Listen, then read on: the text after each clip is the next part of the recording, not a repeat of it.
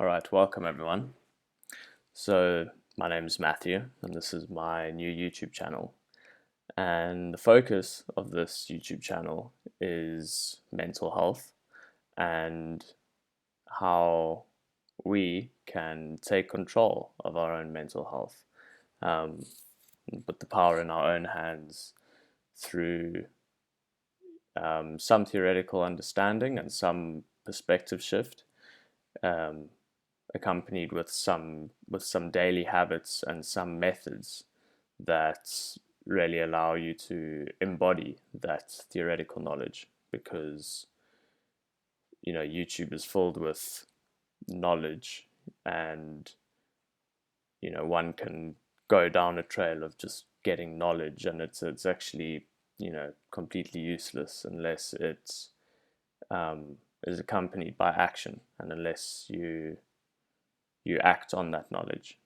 So the videos to come are going to be spread up into those two. So it's either going to be theory, and that could be theory around how a mental illness is scientifically represented in the brain, or it could be theory as to how a particular method or a particular daily habit affects your brain and can really help with mental with mental health. So the reason why I'm doing this is because I'm studying neuroscience and my interest is mental illness. So the best way to learn is to teach. So this is mutually beneficial, hopefully. And yeah, so to get into, this is just an intro video, but to give you a brief overview, we're going to be covering the chemical workflow in your brain and how that looks in a depressed state or an anxious state or a dissociated state or whatever. But we're going to be looking at the chemical workflow in your brain, so different neurotransmitters and their role in everything, and then tie that to these practices which allow you to kind of hack it in a way, and to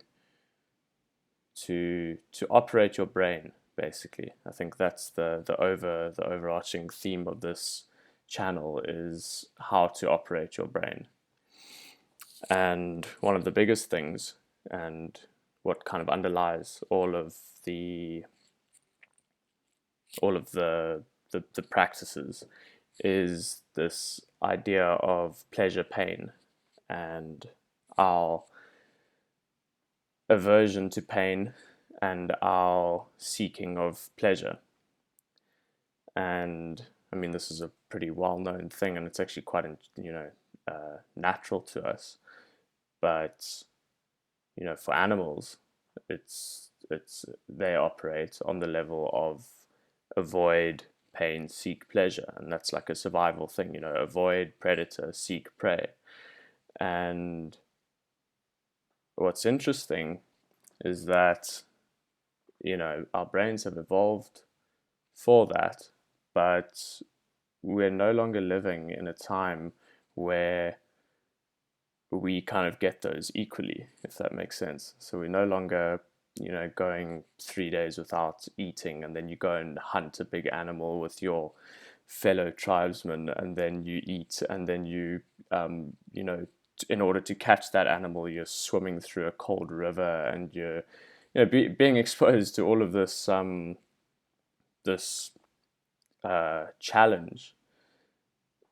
The world we're living in currently is the complete opposite of that.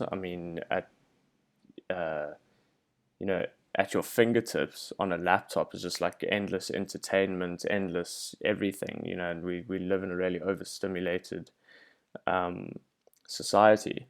And so what happens now is that we have so much pleasure if you like, that our brains actually aren't evolved for it.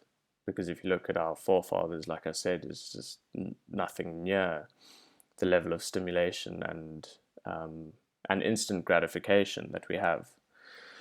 So a big part of these methods and of these habits that I'm going to be speaking about is, how do we get ourselves back into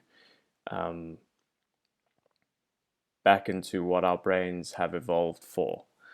So how do we intentionally embrace pain, and how do we intentionally choose a challenge that's actually meaningful for us, because then it's actually fulfilling to do.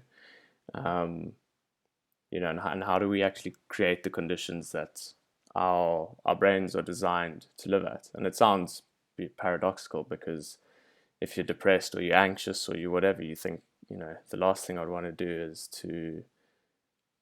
to have more pain. But that's exactly what, or more challenge or more discomfort, because it's not physical. It's by no means limited to physical pain, although with exercise, that is one. But it's psychological most of the time. So it's tension, it's challenge, it's yeah. And so how do we start to embrace that and give our brains, consciously choose the conditions under which our brains thrive from an evolutionary standpoint? And what's quite interesting is that if you look at people who are super inspired with their lives and are successful and are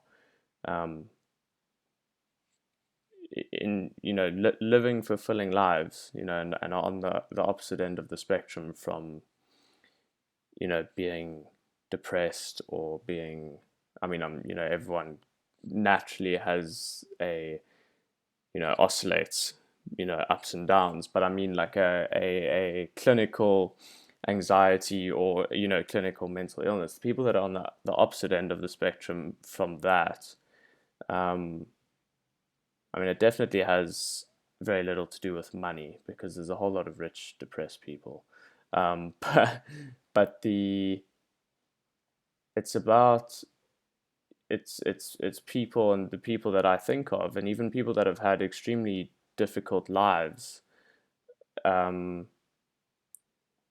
the fulfillment and the meaningfulness of their lives is directly correlated to mental well-being.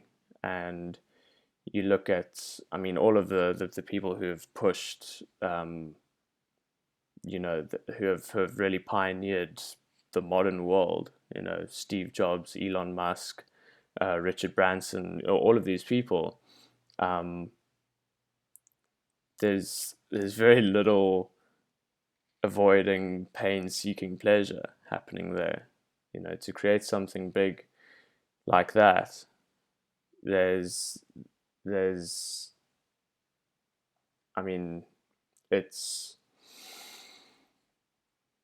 something meaningful, and that's why you're willing to make the sacrifices to do it, because it's something that's intrinsically meaningful.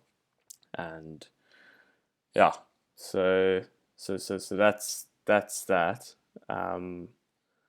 I will be back with some videos shortly.